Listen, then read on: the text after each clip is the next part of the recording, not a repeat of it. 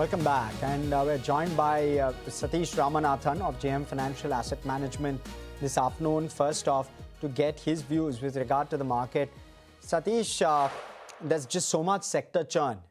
How should one play a market like this? Because the buy and hold investor will likely not be making enough money, and the temptation will always be rotate out of sectors which have run up, rotate into sectors which are not in favor, because they will come back into favor. I think at this juncture, the only way to play the markets is to have a very balanced portfolio, whereby you are well represented across sectors and across cap curves as well, because there would be a situation where suddenly you find the stocks that you hold in a particular sector underperforming, and then picking up the very next day or the next week as well. So there is no point in going extremely underweight on any sector per se, because as we can expect, India is on the cusp of a longer term growth trajectory. So there's hardly any situation of sector underperforming for a sustained period of time from a fundamental perspective. Satish, what's the view with regard to IT in particular?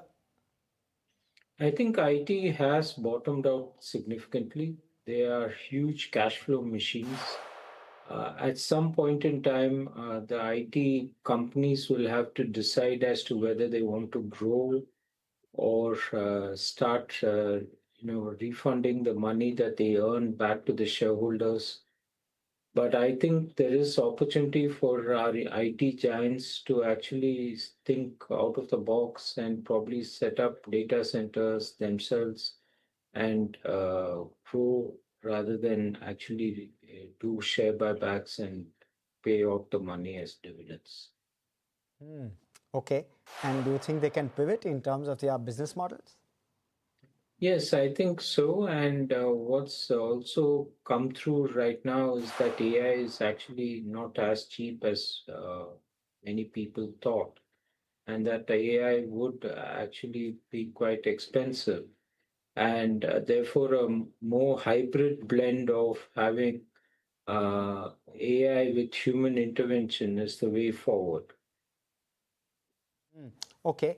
And Satish, what would you tell the critics of this theory who come out and say that these companies haven't been able to pivot quick enough, especially to the AI disruption that's happening?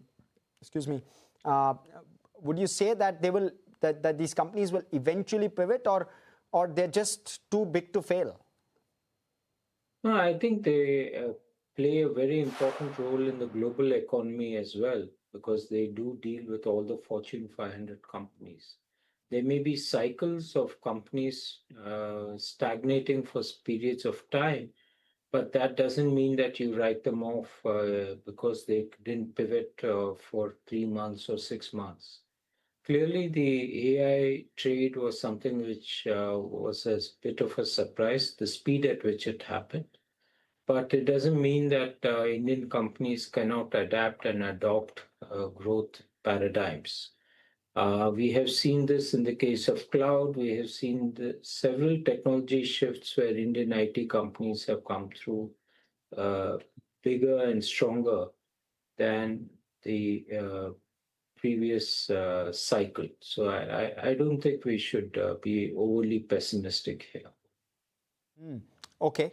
And Satish, what else in this market? What else is looking interesting? Because we're at the 24K mark, which means that we're roughly 10 odd % lower from the life highs that the Nifty has clocked. So it's a decent point of time to start adding, I would believe, not just to IT, but even to others. I think the way forward is to actually pivot towards growth sectors, because ultimately Indian markets follow growth like no one else. If you look at the Nifty 50 earnings, the earnings actually doubled post-COVID. and Nifty 50 also doubled post-COVID. So that's over a 5 to 6 year time frame. And it may be that we overshot the target 2 years back and returns have been negligible on a 2 year basis. But things are turning around. We have the BFSI sector, which was a large segment of the index, not growing nearly as fast as what people expected. And that's actually picking up for one. The second thing that we also need to bear in mind is that some of the segments like manufacturing and commodities are little volatile. So that's the reason why the Nifty 50 did not break out. But I think we need to wait and watch for a breakout beyond the life high and then it growing from there. Okay. Satish, how do you play consumer at a point of time like this? And what should the priority be even within consumption because it's so broad? So I think consumption would be bottom-led rather than looking at a macro theme. It can be across assets, asset ownership through two-wheelers, cars, passenger vehicles, etc. That's one part of the consumption paradigm. The second consumption paradigm is FMCG and its derivatives, be it modern retail, consumer consumption. The third is entertainment, spirits, and all of the discretionary consumption that we want to look at. So if we look at all these things, I think we should be looking at segments where there is growth. And what therefore should one explore? Is it auto? Has the auto run up priced in a lot of the growth going forward? How should one look at consumption therefore? And how should one look at auto? In the case of auto, I think there's been a bit of pent-up demand, primarily because of the fact that it was rather weak for 1.5 years, and post the GST cuts, there has been a revival which is continuing even today as we speak. And there's also the transition from EVs to EVs, which is another thing that is keeping the auto sector active. So I think the auto sector will continue to do reasonably well. The second aspect about the auto sector is what we see in terms of exports. Exports are doing reasonably well and will continue to do quite well going forward as well, given India's cost competitiveness. Okay. And Satish, also curious to know, what would we be cautious on? Would defense be one of those spaces? Would cap goods be one of those spaces? Valuations continue to remain elevated for some of these names. But again, the stories are nearly a decade long story, right? I mean, and visibility is also pretty much there. Yes, visibility, especially in the cap good space, is quite strong and something which we need to monitor. But one of the aspects about the cap good space is that it goes into extremes in terms of valuations. So one needs to be a little prudent and take the foot off the accelerator when things reach there and watch for a better entry point. Okay. And what about defense, Satish? Defense is extremely government specific and country specific.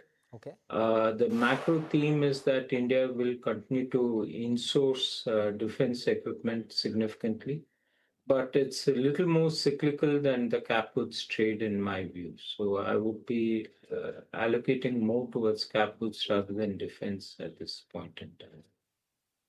How should one look at asset allocation at a point of time like this? The uncertainty is high, gold has fallen, inflation risks in the US keep gold under pressure. Silver as well has fallen quite sharply from the highs. You've got debt which hasn't given returns, at least to Indian investors, in a while now, of nothing outstanding. I mean, just 6, 7 odd percent. So how should one look at asset allocation, Satish? One of the things that the current environment tells us is that actually growth is back and back very strongly, whether it be US, whether it be Europe, or whether it be India as well. So I think when growth is back, typically equity assets tend to outperform stationary assets or defensive assets such as gold and silver. Gold and silver had a phenomenal 2025 on the back of fear of uncertainty. I think the uncertainty is easing a little bit, and people are focusing on growth and how to get ahead, notwithstanding the Iran issues as well.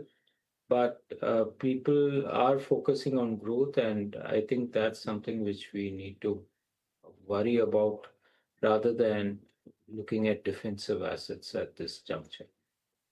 Okay, all right. Thank you so much, Satish, for coming in, giving us those views. It was good speaking with you. Thank you very much.